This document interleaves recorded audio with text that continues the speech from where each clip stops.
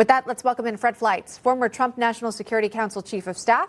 Ivana Stradner's here, Russia Program Research Fellow for the Foundation for Defense of Democracies. Welcome to you both. Fred, what kind of impact could Steve Witkoff's meeting actually have on where negotiations stand?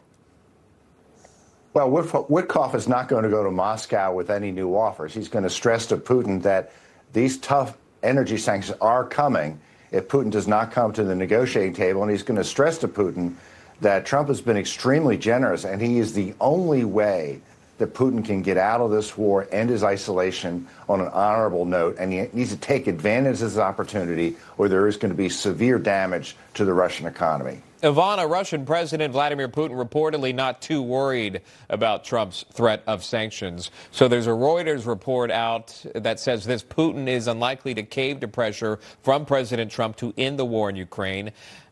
They cite sources close to the Kremlin telling Reuters that Putin is staying the course with his goal to capture 4 regions of Ukraine in their entirety. Maybe you wouldn't lend a lot of credibility to this story. However, even the president himself has conceded that, look, I've had phone calls over and over with President Putin. He clearly isn't moving. That's why sanctions are being levied. And now you're seeing that Putin is not going to shift away. He wants these 4 territories within Ukraine. What are your thoughts on this Witkoff meeting?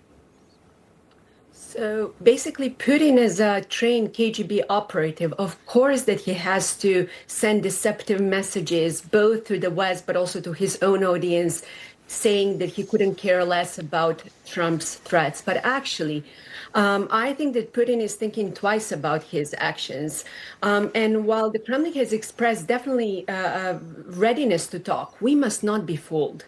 Putin views these potential negotiations just as a way to achieve his long-standing objective of subjugating Ukraine, not to reach a genuine compromise. And I firmly agree with President Trump's just recent decision to also relocate nuclear submarines, to send more threats with economic sanctions, to send more weapons to Ukraine, because for Putin, kindness is weakness. And that's something that President Trump is seeing through Putin's lies and how to deter Moscow. Sure. Fred, could you provide an update of where things stand with Russia's military?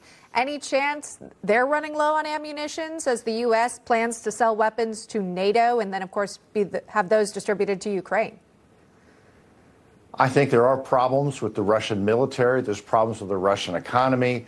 And look, we've heard these statements by Kremlin officials that they're not worried about Trump's new sanctions and tariffs. They're very worried about them because as we go on through another year, it's going to do severe damage. But you know what's interesting? There was another statement in this report by the Kremlin that Putin does not think that Trump's economic measures are going to hurt him. He doesn't want to anger Trump.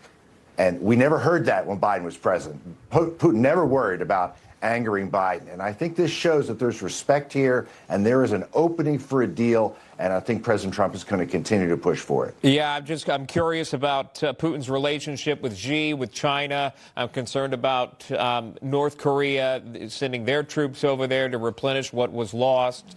We'll continue to follow that story. I'm going to pivot now domestically to Trump's 200 days in office. That is tomorrow.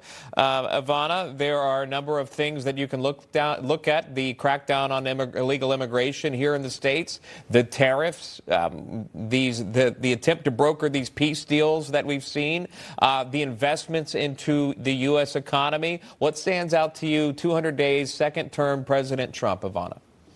Just as you mentioned all of this, but to me, number one thing when it comes to foreign policy is that I think that President Trump understands that we do have a problem with access of aggressors such as China, Russia, North Korea, and Iran. And peace to strength is something that he is imposing, and it's working.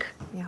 All right. We'll have to leave it there, although our coverage, though, of the 200-day mark will continue on tomorrow officially. Fred Fleitz and Ivana Stradner, thank you very much for joining us today.